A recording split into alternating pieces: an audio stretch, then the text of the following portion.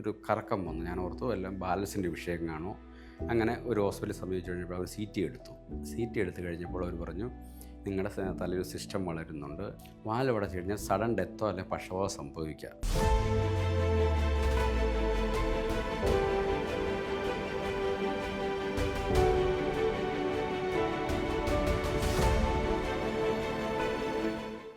Hello, എൻ്റെ പേര് Binu P Vasu.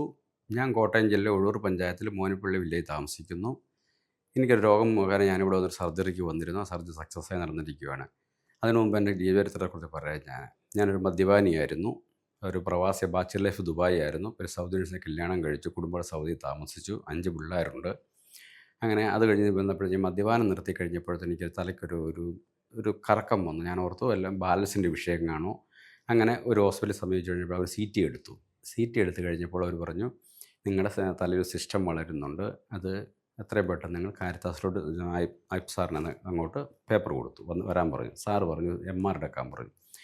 MR എടുത്ത് കഴിഞ്ഞപ്പോഴത്തേക്കും പറഞ്ഞു, നിൻ്റെ ബുദ്ധിയുടെയും ശക്തിയുടെയും അതിനകത്തൊരു ഒരു ബോൾ, നാരങ്ങ ഒരു ബോൾ വളരുന്നുണ്ട്.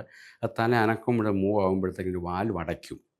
വാൽവ് അടച്ചു കഴിഞ്ഞാൽ സഡൻ ഡെത്തോ അല്ലെങ്കിൽ പക്ഷപാതോ സംഭവിക്കാം. നമുക്കൊരു ഓപ്പറേഷൻ ആവശ്യമുണ്ടെന്ന് പറഞ്ഞു. ഓക്കെ സാറിനെ ഞാൻ സമീപിച്ചു. എന്നോട് ആദ്യം 15 ദിവസം മരുന്ന് തന്നു. അങ്ങനെ 1-ാം തീയതി അഡ്മിറ്റായി. 2.5 മണിക്കൂർ ഓപ്പറേഷൻ സക്സസ്സായി. കഴിഞ്ഞാൽ 3 ദിവസം കിടന്നു. റൂമിലാണ് കിടന്നത്. സാറ് വരും കാര്യങ്ങളൊക്കെ പറഞ്ഞു. അങ്ങനെ ഞാനിപ്പം നാച്ചുറൽ എല്ലാം കറക്റ്റാണ്. ശരീരത്തിനെല്ലാം നല്ല ഓക്കെയായിട്ട് പോകുന്നു. പിന്നെ ഇനി 19-ാം തീയതി വരണം. എല്ലാ കാര്യങ്ങളും ഇവിടെ സ്റ്റിച്ച് എടുക്കണമെന്ന് പറഞ്ഞിരിക്കുകയാണ്. അങ്ങനെ ഇന്ന് വന്നതാണ്. ഇവിടുത്തെ എക്സ്പീരിയൻസ് എന്ന് പറഞ്ഞാൽ എല്ലാം ക്യാൻറ്റീൻ നല്ലതാണ്, ഫെസിലിറ്റിയാണ്. പിന്നെ നേഴ്സുമാരെ സഹകാരി സമയം 24 സർവീസ്. ICU കിടന്നവരെല്ലാ കാര്യം ഞാൻ തൊട്ട് ചങ്കിന് വേദന, ഞാൻ അറ്റാക്കില്ല, ഉടനെ അവർ എല്ലാ സർവീസും നടത്തി. റൂമിലൊക്കെയാണ് ഫുഡും കാര്യവും നേഴ്സുമാരിലെ നമ്മുടെ കൂടെ ഉണ്ട്. ഓപ്പറേഷൻ തിയേറ്ററൊക്കെ ഓക്കെയാണ്. ഇതെല്ലാം നല്ല നല്ല ശാന്തമായ അന്തരീക്ഷത്തിലാണ് പോകുന്നത്.